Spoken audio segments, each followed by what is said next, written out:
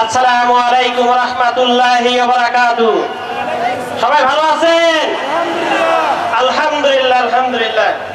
সমস্ত প্রশংসা আল্লাহ তাআলার জন্য, যিনি সকল সৃষ্টি জগতের পালনকর্তা। দরুদ ও সালাম বর্ষিত হোক সর্বশ্রেষ্ঠ নবী ও রাসূল হযরত মুহাম্মদ সাল্লাল্লাহু আলাইহি সাল্লামের উপর।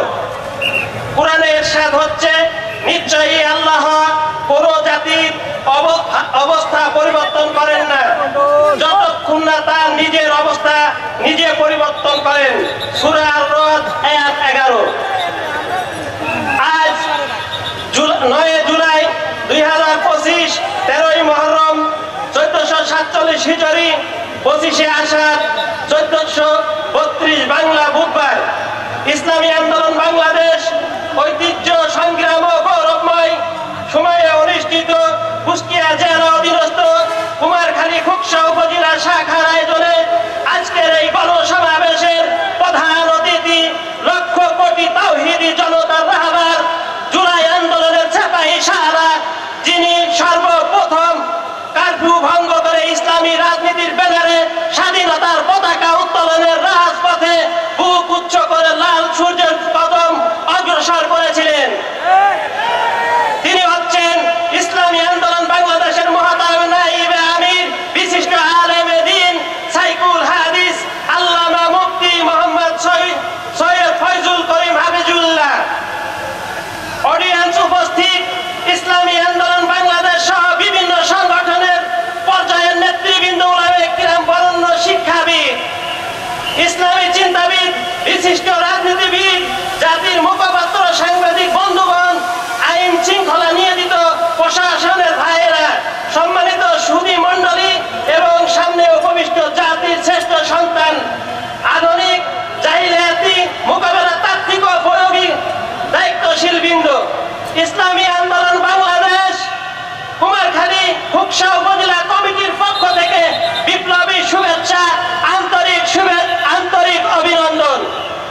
সংগ্রামী সহযোদ্ধা, শুরুতেই আমরা শ্রদ্ধাভরে স্মরণ করছি ইসলামী আন্দোলনের প্রতিষ্ঠাতা সৈয়দ মোহাম্মদ ফয়জুল করিম রহমতুল্লাহ আলাইহিকে, যিনি আত্মশুদ্ধি, তালিম, তরবিয়ত ও জিহাদকে একত্রে সমাজ বিপ্লবের উপাদান হিসাবে বাংলাদেশ প্রয়োগ করেছেন।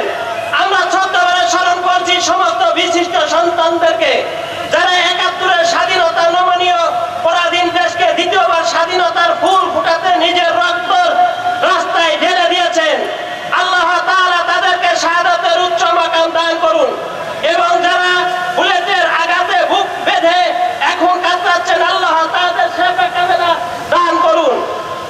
সংগ্রামী উপস্থিতি, জুলাই 2024 সালের বাংলাদেশের জনগণ একটি ঐতিহাসিক আন্দোলনের মাধ্যমে পরিবর্তনের বার্তা দিয়েছিলেন।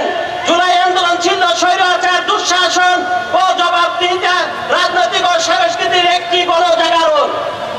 জনগণ প্রত্যাশা করেছিলেন এই আন্দোলনের পর দেশের রাজনৈতিক দলসমূহ দায়িত্বশীল বিভিন্ন ভূমিকা পালন করবেন, কিন্তু দুঃখজনক ক্ষমতাসীন কিছু দল আন্দোলনের পর যেভাবে কর্মকাণ্ড চালিয়ে যাচ্ছেন তা জাতির জন্য হুমকি স্বরূপ হয়ে দাঁড়িয়েছেন।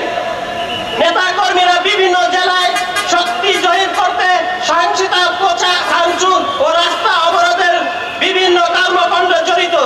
জনগণের বিজয়ের পর রাজনৈতিক দলগুলোর উচিত ছিল জনগণের রায় সম্মান করা, শক্তি ও পুনর্গঠনের পথে চলা।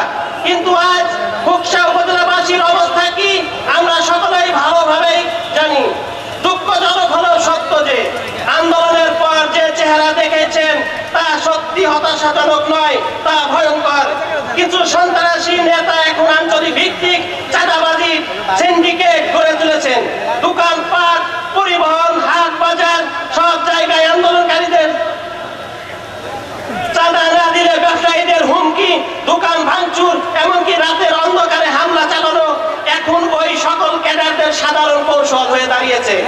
গ্রামগঞ্জে সশস্ত্র মিছিল করে জনগণের মধ্যে ভীতি ছড়াচ্ছেন, যেন তারা আবার ক্ষমতার রাজ পথে ফিরে আসতে পারে। এটা পরিষ্কার যে তারা চায় না শান্তি ধারা বজায় থাক, তারা চায় ভয় দেখিয়ে জনগণের চুপ করিয়ে রাখতে, তারা চায় চাঁদাবাজ শক্তি গড়ে তুলতে, তারা চায় সন্ত্রাসের মাধ্যমে প্রভাব বিস্তার করতে। আমরা বলতে চাই, এদেশের জনগণ আর ভয় পায় না। তারা 24 জুলাইতে সেটা প্রমাণ করিয়েছেন।